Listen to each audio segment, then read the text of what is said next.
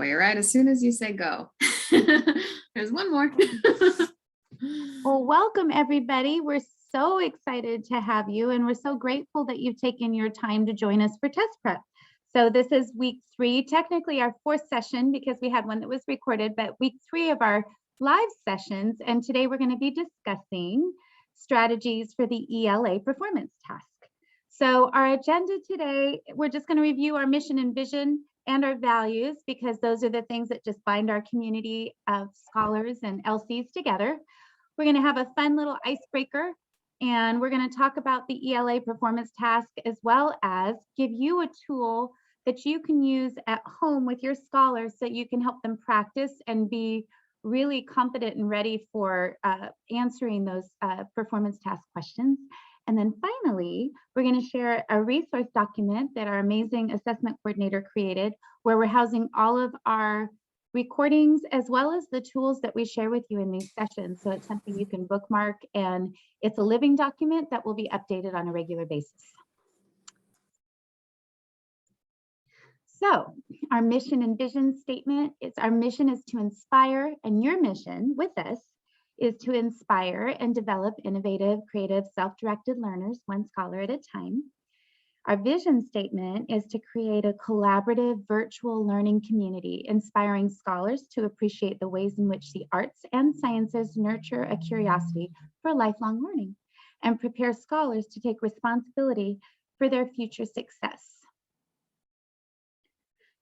Our values are represented by the acrostic ARDIC and its achievement, which is engaging in and taking charge of your learning.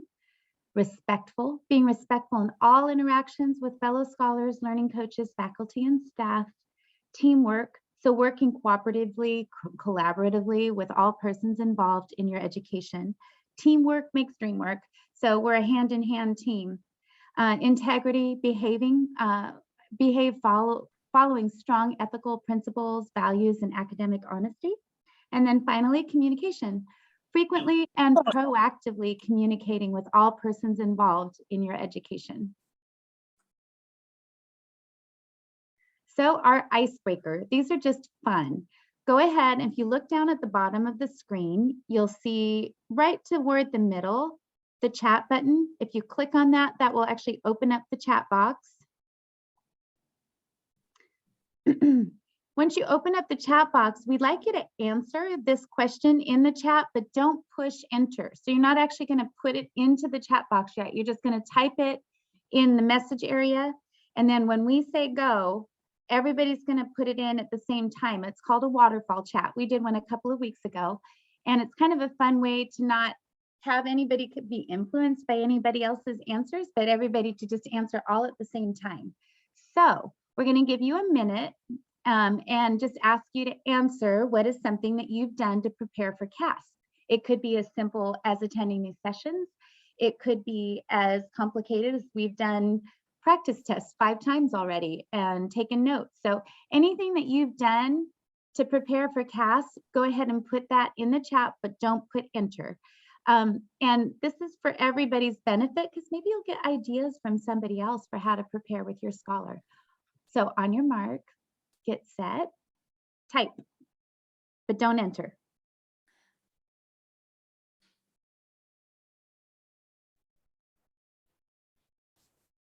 About 40 seconds left.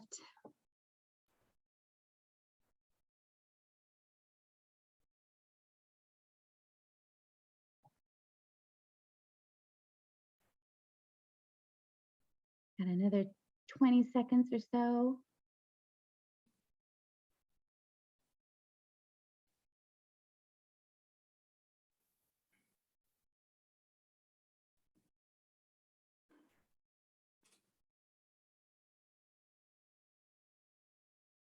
Okay, go. Everybody hit enter.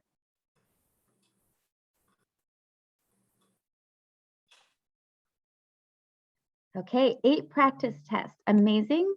Coming to the workshops. We're so grateful and so glad. Practice tests. Coming to the Zoom. Getting your desk ready with all your stuff on it and organized. Awesome. And learning new things. Very good.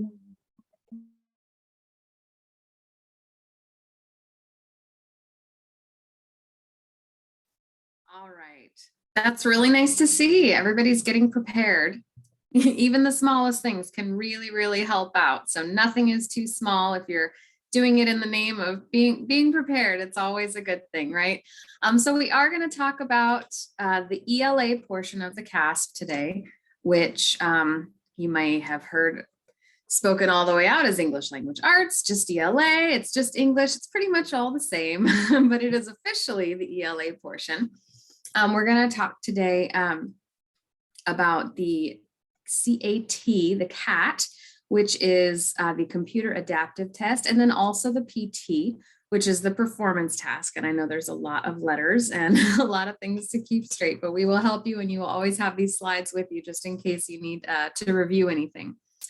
So for the performance task, and actually for the CAT portion as well, typically you'll have some short passages that you'll be reading, and then that will be followed by a question or two. It can also be, for the CAT portion, it can be things like vocabulary, it can be things like correcting, it can be lots of different types of questions. Yes, some of them are going to be very easy for you. Some of them will be more challenging for sure. But in the performance task portion, there's typically going to be either one or a set of short passages that you'll read, and then you will have questions to answer, and they'll probably be made up of various types of questions. There should be multiple choice. There might be some short response. There might be some box selections, and there may also be a full essay response required. So we will take a look at that together in just a minute. And Zahara, I see your question there, when is the test? So the testing window opens up on March 28th. That's when your teachers can start proctoring your CAASPP test. When the actual day of your test, that's going to depend on your supervising teacher and the test proctors and the schedule that they set up. So keep an eye on your email for contact from your supervising teacher, who will let you know when you are scheduled to test. All right, so some testing tips. If you'll remember back to week 1, we went through several testing tips, and one of them was this one here. It was our second tip, which is to read the question carefully. And we really can't stress this enough. It's really important for all the test portions and all the test question types, but personally, I find it extra important for the ELA portion because there's so many different little tasks that you may be asked to do, and you need to know which one it is that you'll be doing. So like I said, you'll encounter lots of different ways to answer questions, including multiple choice, drag and drop, matching, and so forth. So watch for those action words. So here are some of the action words you may encounter.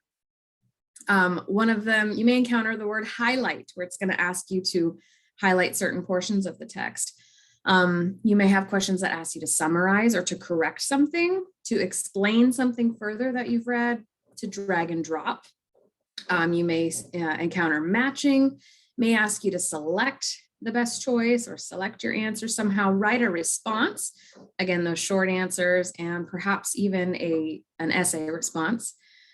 It may ask you to identify one thing or another from within the writing or within the question. It may ask you to revise, describe, or support, perhaps a claim or something like that. So those are some of the action words that you may see when you're reading these ELA test questions. So it's really important that you pay close attention to those so that you know what you need to do. You don't want to be matching when you're supposed to be explaining or be describing when you're supposed to be supporting. So it's really important that we read these words carefully and find them within the questions. All right, so mission planning for the ELA PTs. Again, the PT is the performance task. And this is the portion of the assessment that requires scholars to answer a set of questions like I mentioned before. So those questions are all going to be on one page pretty much, and they will be all centered around one common topic or real world problem. And you'll have all the material you need to read and reference right there on the page, on the same page. And I'll show you what that looks like. If you're curious and not quite understanding what I mean, I will open up a sample and I will show that to you.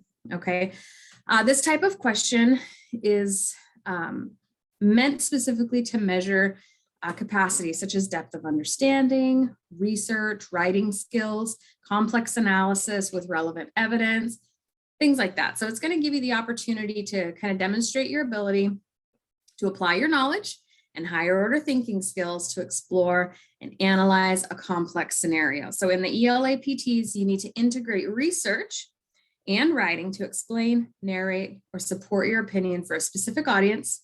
And like I said, that might sound like a lot. That might sound like we're asking you to do a whole ton of stuff, but keep in mind, it's just a collection of questions, and it's all going to be about one section of writing, one, what's the word I'm looking for?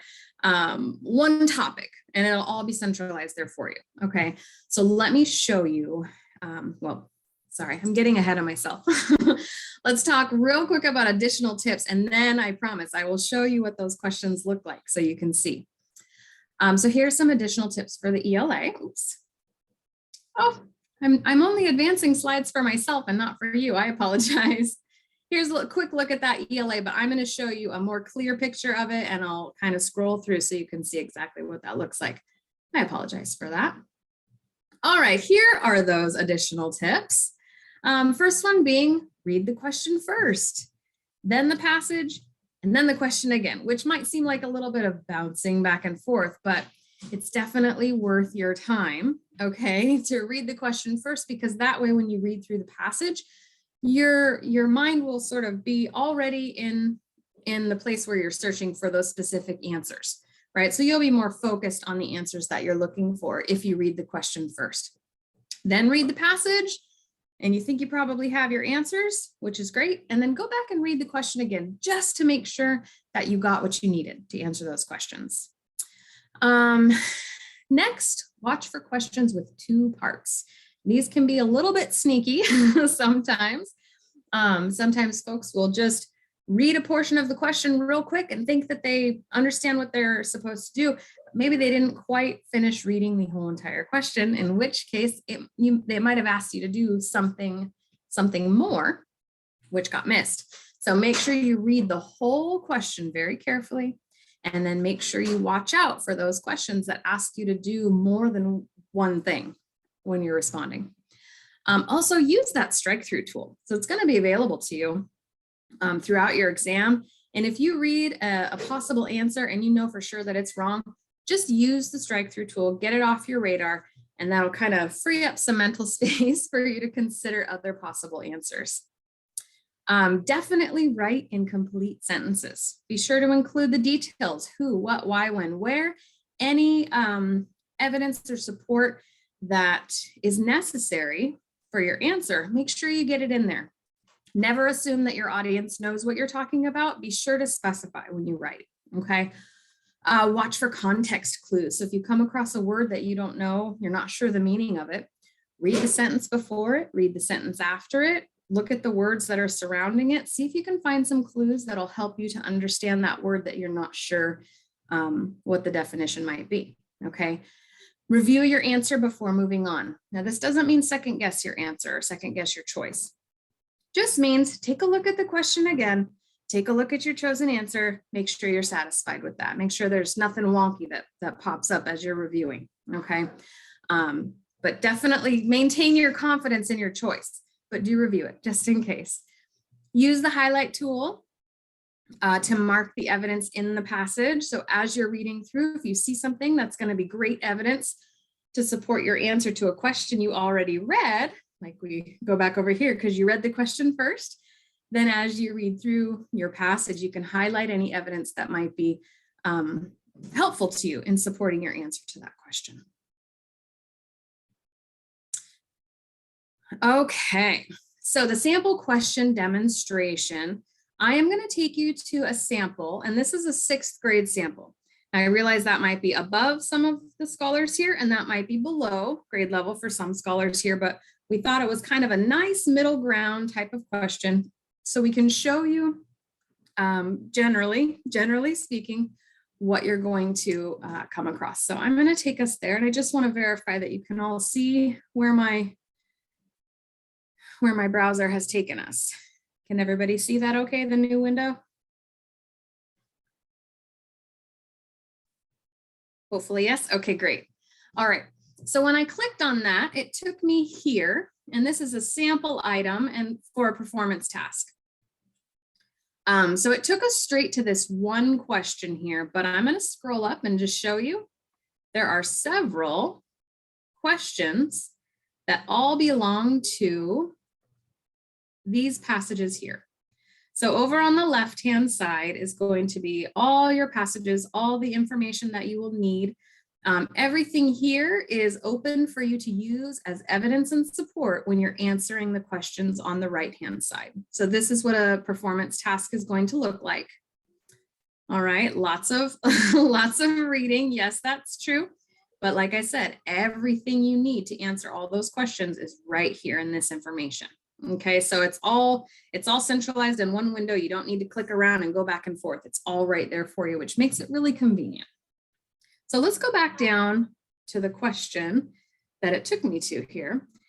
And I want us to look at this together, not to answer the question. We don't need to answer the question right now because it's a writing assignment, but I would like for us to kind of investigate the question a little bit and see if we can determine together what it is we're being asked to do exactly. So that if you were to sit down and be faced with a question just like this, you would know how to figure out what you're being asked to do and exactly the details of that task and assignment. Okay. So I'm going to read through and I want you to consider a few questions here. So here, one question, what are the action words? So if I read any words that indicate to you there's something you need to do there, go ahead and put those into the chat. As you hear me say them, go ahead and put them into the chat and identify those action words. Okay, anytime you say, oh, I know what it wants me to do, then go ahead and put that in the chat so we can identify those things. Okay.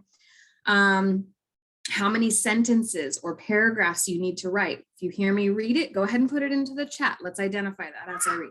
Okay. And then what tool can you use to cross out a wrong answer? Where is the highlighter tool? We will review where those are as well. Action words. Is that a question?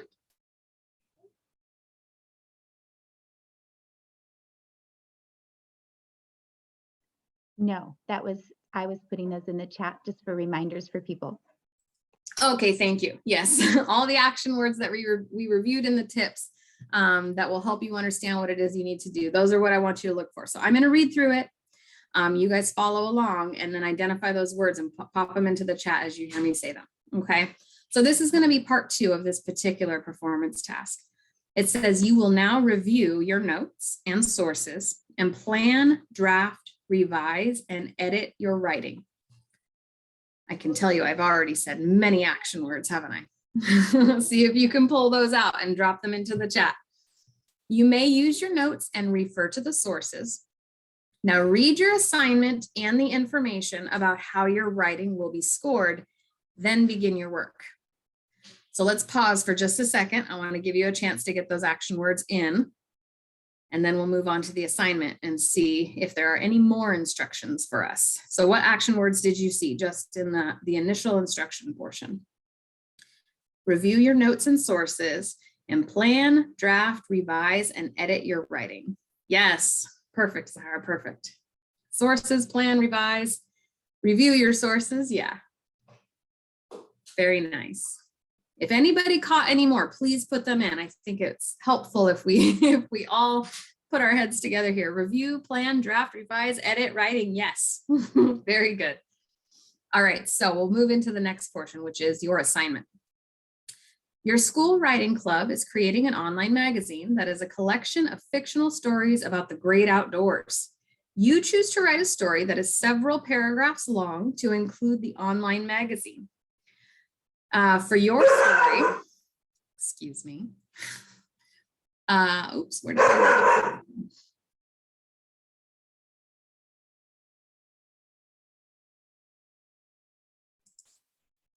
Sorry, it always happens, doesn't it? All right. You choose to write a story that is several paragraphs long to include in the online magazine. For your story, imagine that you are hiking in Grand Canyon National Park. In your story, tell about an exciting adventure that you have during your hike. All right. The online magazine will be read by parents, teachers, and other students in your school. when writing your story, find ways to use information and details from the sources to improve your story. Make sure you develop your characters, the setting, and the plot. Use details, dialogue, and description where appropriate. So let's pause there. Who can tell me about how long this story needs to be?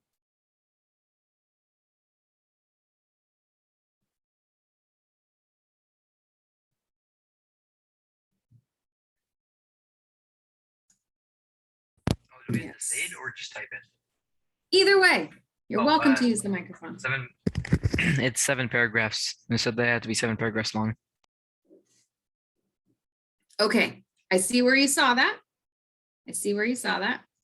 Let me come back and clarify. Let's look at this together. You choose to write a story that is several paragraphs long.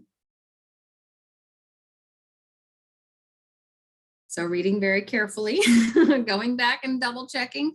I can see where you saw 7 if you looked at that real quick or if you heard me wrong, right? How many is several? What could we say? If we were to make a safe guess for how many several is, what would you say? So I'm not sure we have a specific. What was that? 3. 3 could be several, right? I would go with that.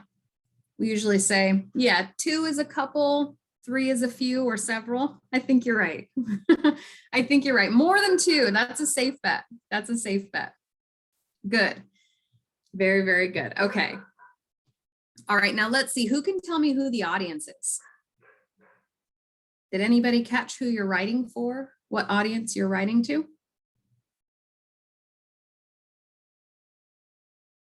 Now, this is important in the way that you will write, right? If you're sending a text message to a friend, it may be a lot different than if you're writing a letter to your congressperson, let's say. Parents, teachers, and other students. Very good. And that was right here in the second portion, right? The online magazine will be read by parents, teachers, and other students. Perfect. You found it. So several paragraphs long. It will be for an audience of parents, teachers, and other students. Let me ask you another question. Do you feel like this is asking you to write a true story, something that happened to you personally? Or do you feel like you're being, you do? Okay. Does anybody feel differently? It's definitely not personal because it says you thought about hiking and you wonder what it would be like to hike in the Grand Canyon Park. So you haven't actually been there. So, Good. Good. I'm glad you picked up on that. So if you do have experience with hiking in the Grand Canyon, this would be a great time to tap into it. But if you don't, you could still answer this question because the question itself is asking you to imagine something, right? For your story, imagine that you are hiking in the Grand Canyon. Tell about an exciting adventure that you have here. We can also look over here and say, your school writing club is creating an online magazine that is a collection of fictional stories. So right there, we know that what we're writing is just supposed to be something that we imagine and come up with in our mind. You can always use personal experience to help you tell your tale, but this does not have to be a true story. Good catch. All right. So that in a nutshell is what these questions are going to look like. And that's going to be how you can kind of investigate these questions a little bit more deeply to find out what it is you need to do specifically. Make sure you read those very carefully. Slow yourself down if you need to make sure that you're reading all the words and getting all the information. Maybe even make little notes where you can determine as you come across instructions that tell you what to do. Maybe you can highlight those or make little notes of those so that you can keep track of what you need to do. And then down here, as you can see, there's going to be a great space for you to write out your story, and it'll be right there for you. Any questions about that and what you'll see? More action words: creating, write, choose, imagine, hiking, tell, adventure, read, improve, use, develop. Fantastic. Fantastic. Really, really good. I love it. Okay. All right. Well, thanks for taking a look at that with me. If you have any questions, this is not the specific test that you're going to take. So what you see on your performance task is going to look different. It won't be this question. because these are sample items, but it will look very similar, and the steps you'll take to answer your question will be virtually identical. Okay. All right. So I am going to pass this over to Miss Lastly, who has another really great tool that can help you guys get prepared for the performance task and for the writing piece. All right. So Ms. Hobson, I just wanted to point out, just back on that sample item, at the very end of the question, it noted that you can edit and revise, and it actually gives just a direction to say, remember to check your notes and edit and revise your work before you submit. So I did want to point that out just because that's really important, not just to pull your writing together, but then to take that few minutes. The test isn't timed. You have all the time you need. So take that time to go back and edit and revise, and kind of even, if you need to, read it out loud so you can hear it. That's one of my favorite things to do, because I hear things that I don't necessarily see sometimes. I'm dyslexic, so my eyes can mess things up. So that's a really, that's a really important piece. So today, the tool that we're going to share with you is called a Bump It Up resource, and it's a worksheet. I'm going to go ahead and share my screen. We're going to do a little exercise together, and this worksheet is a rubric along with some questions that will help you work with your scholar, or you scholars that are attending, to actually analyze other people's writing and then their own writing when you're doing these performance task submissions.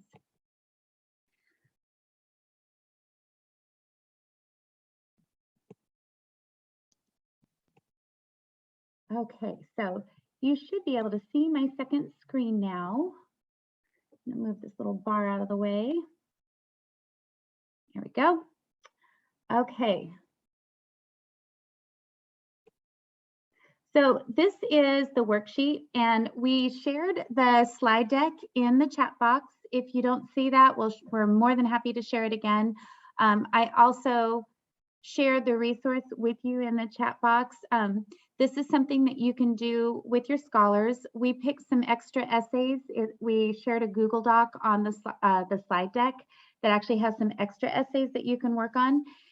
So the idea behind it is guided practice, where you and your scholars are looking at a piece of writing and scoring it and getting used to how the rubric works and what the CAASPP test is actually asking for within the writing pieces. And then as you get used to looking at those different pieces of writing, what a strong piece of writing is, what maybe a weak piece of writing is, it will help you and your scholar understand how to write a really strong writing, whatever the writing assignment is, whether it's a narrative or an argument, or depending on the grade level. So we're actually looking at 6th grade just to correlate with that 6th grade sample item that we gave you. And I'm going to go through one essay, and then we're going to come back here to the rubric, and in the chat box, you're going to try to help me score that essay. And then Ms. Hobson is going to go through an essay, and you're going to help her score that essay. And we just want to kind of walk through it together with you so that you know how to do it with your scholars.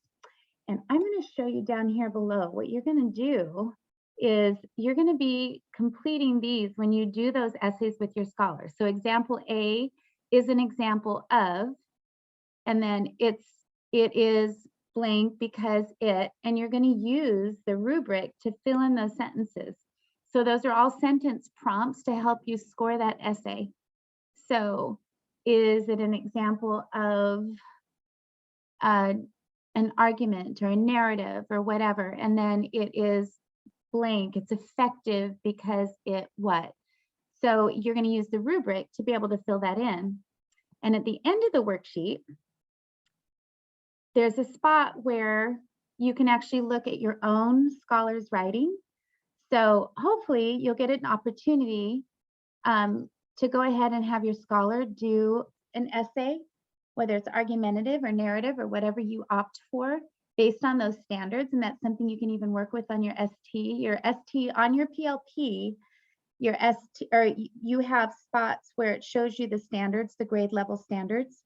You can go in there, look at the ELA standards for your grade level, and then use that to gauge which type of writing you have your scholar practice for the test. So let's look at the rubric real quickly. I'd just like you to take a minute and just review the rubric so you kind of have some of these standards for what gauges a high essay, a medium essay, or a lower piece of writing. So effectively uses plot structure, effectively utilizes many multiple paragraphs, effectively utilizes dialogue throughout the narrative, effectively develops the characters. So it wants free of spelling, grammatical or punctuation or capitalization errors, utilizes sensory details and figurative language. So everything moving down from there is you're going to follow most of plot structure. So it's not effectively using it all the time, but most of the time. So it just steps down from there. So let's see what you think. We're going to read through this together. Let me make this a little bit bigger.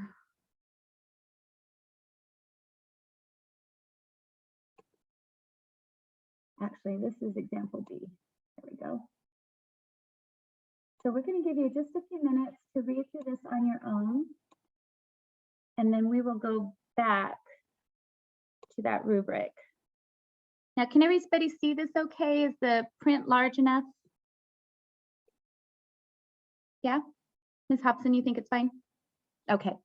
All right, go ahead. Go ahead and read this independently. I'll give you about 3 minutes just to read through this independently, and then we'll go back to the rubric.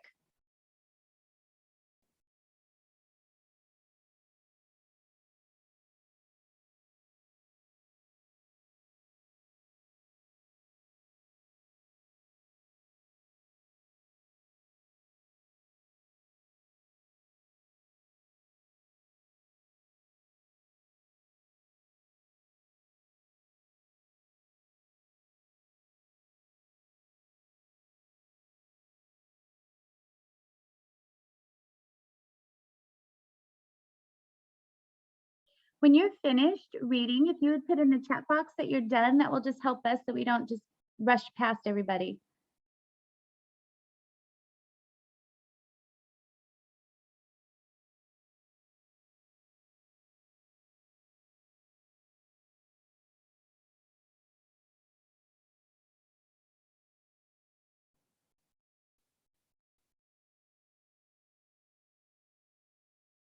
Awesome, Sebastian, thank you.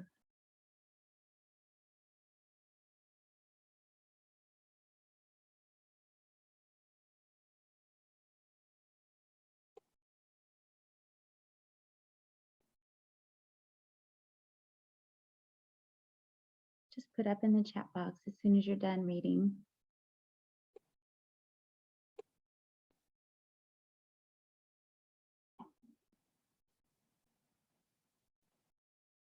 Just a couple more minutes.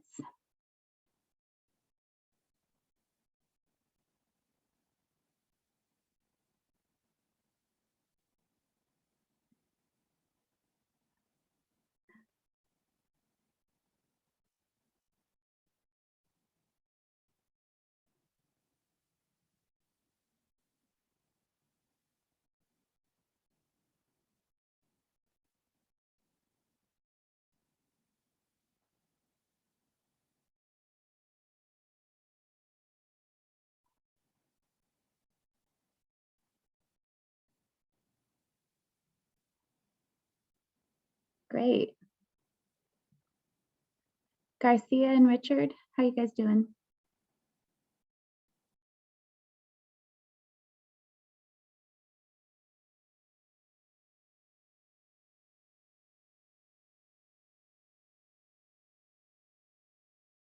Okay, I apologize if I'm stopping before you're finished, but hopefully you've gotten an idea. So I saw Sebastian say the Transformer story is just a little bit different than what is remembered.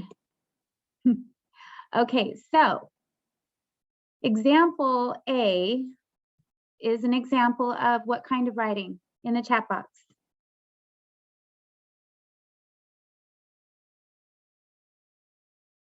You put in the chat box, what kind of writing do you think this is? Example A. Is it argumentative? Is it informative, a narrative?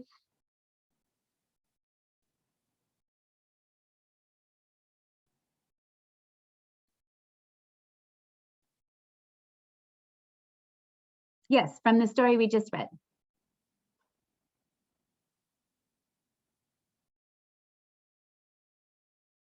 I know I do that too. Yeah. Spell check sometimes.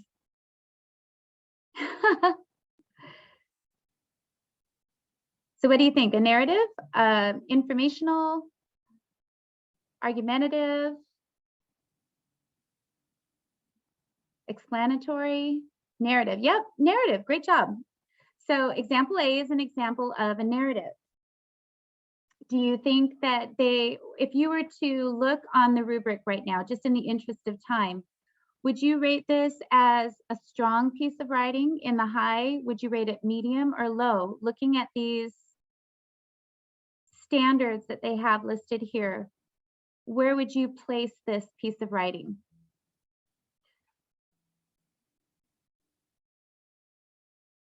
And Ms. Hobson actually put the link to the worksheet in the chat box. So if you need to open it up and look at it again, please feel free.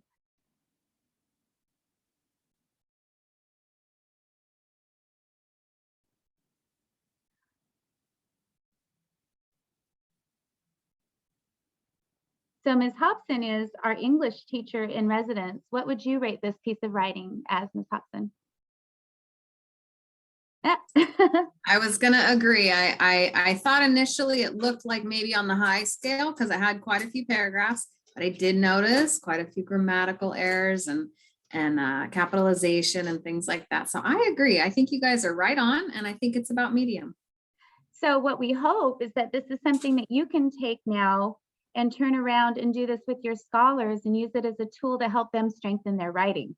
So Ms. Hobson is going to do the next essay with you. And I'm going to go ahead and mute my mic, and then you guys can talk about.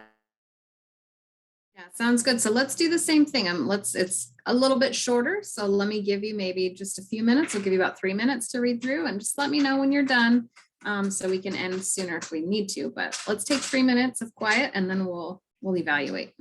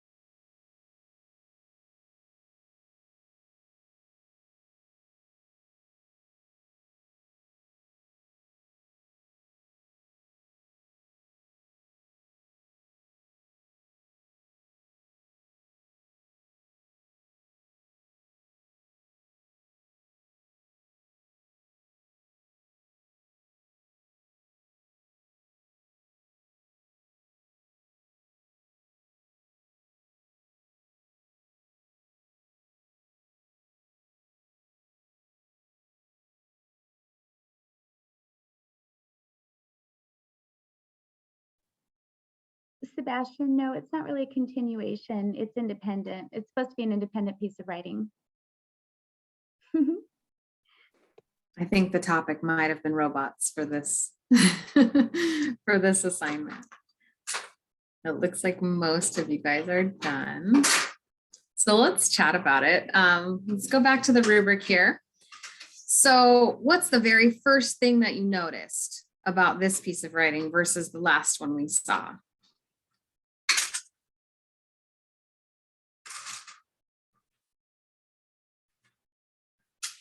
What jumped out at you that struck you as different right away?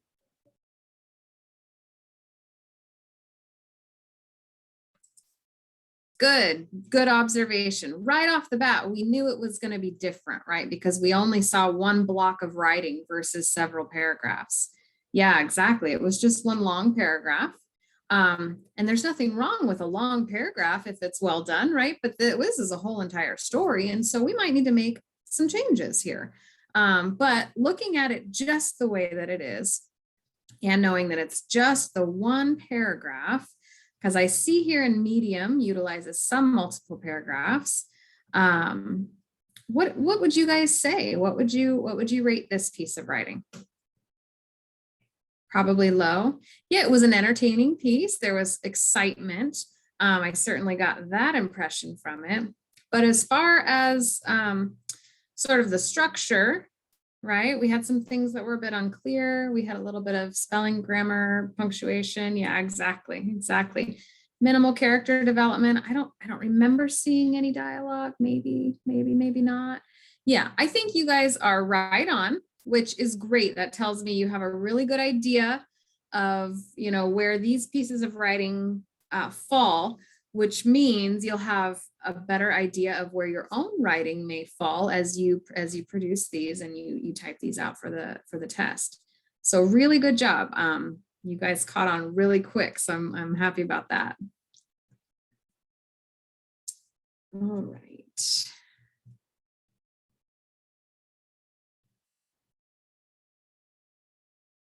How about if I take it back?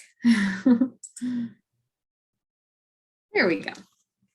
So before we move on, we just wanted to highlight, so on the slide deck, you'll notice in the notes area underneath that specific slide, Ms. Hobson, if you would go back one slide. So on the bottom of this slide, in the copy that we gave you, there are some notes, and there's actually a second document that's almost identical to the one that I was sharing, except that it has 3 unique essays listed on it that are also examples of high, medium, and low essays. And they're to give you just a little bit more practice so that you can work on those with your scholar and have your scholars actually go through the rubric themselves and score it. So the structure being, you would start with the first set of essays and you'd be doing that with your scholars and discussing it, just like we did with you. Then the second time, you would have them score those other pieces of work and then you would discuss it. Then the third round, they're writing their own piece of work and then scoring it, and then you're discussing it. So the progression, they're starting to get programmed. It's building those brain pathways so that they're learning what excellent high-end writing looks like and how to catch those things that would cause them to have a lower score. Okay, thank you so much. All right, so I am going to share my screen again to move this. And we're going to show you a phenomenal document that our assessment coordinator created for you. And we're housing all of the resources that we give you on this document, plus all of the recordings. So you can bookmark this document, keep it for your reference. Whoops, I think I shared the wrong screen, so sorry. Try that again. There we go. So each week we will put the link to the recording on this document, as well as any resources that we shared during the sessions. And this is something that you can keep for your reference indefinitely, so you can keep going back. And as you're practicing with your scholars, this will be available to you. So it's a wonderful, just little organized document to house everything that we're sharing during these live sessions.